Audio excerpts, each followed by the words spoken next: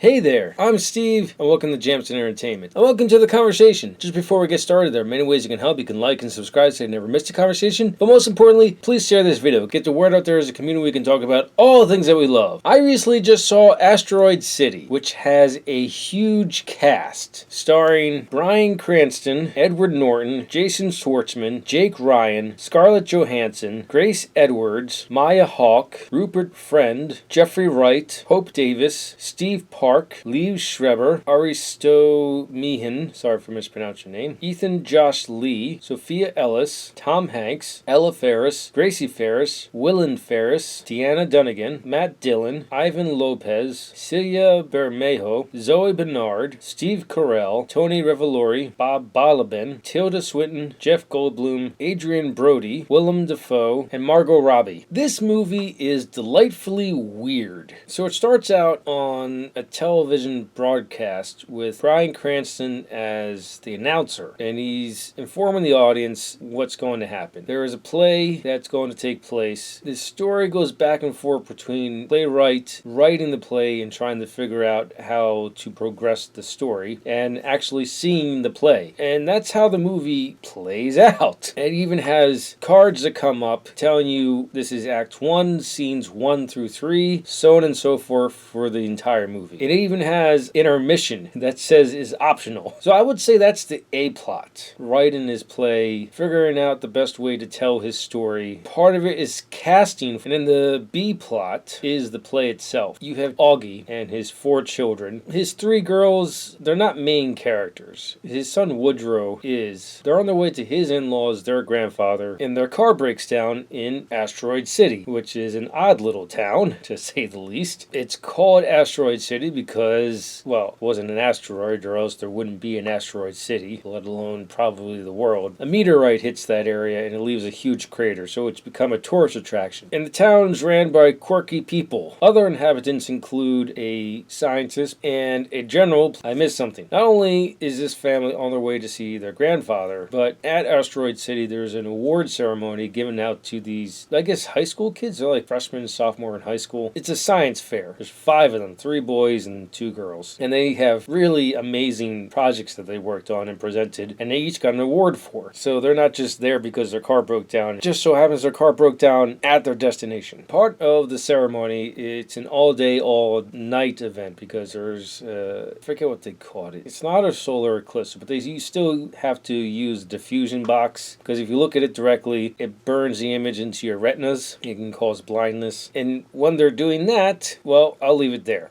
Let's talk about other characters. So Scarlett Johansson plays a mother to one of the children in the science fair. Her and Augie start to form a relationship. So the motel that's ran there, really these are just small bungalows. They're like one room, have a little kitchen area and a bath area. Scarlett's character named Mitch, and her cabin or bungalow, little shanty shack, whatever you want to call it, is right next to Augie's and his family's. And they just start talking through the window. And the relationship that the older kids have, the ones in the science fair, is also interesting to watch too, because you have the one kid, Clifford, he's constantly telling people, dare me to do something stupid. First time this happens, he's on top of a roof. He asked his fellow science fair applicants, and they were like, what? Jump off this roof. No one does it because they don't want to see him hurt himself, and he does it anyway, and he's fine. He does this a few times through the movie. There are some comedic moments because his dad's tired of it. He's not having it, and he said, oh, break your neck if you do it. I'll let you watch the movie to find out. It's very enjoyable watching this movie unfold before you because you don't know where it's going to take you. And I like a movie that can lead me through its story instead of me just sit there and kind of predict what's going to happen next. Those movies still can be enjoyable, but ones where I'm like, okay movie, show me where you're going. I'm here for the ride. Those movies I love even more. This movie is filled with quirky characters and I absolutely love it. I do recommend you go out and see this in theaters, and when it comes to Blu-ray, you got to get it on Blu-ray. Those are my thoughts on Asteroid City. Let me know your thoughts in the comments below. Thank you for watching and live your imagination.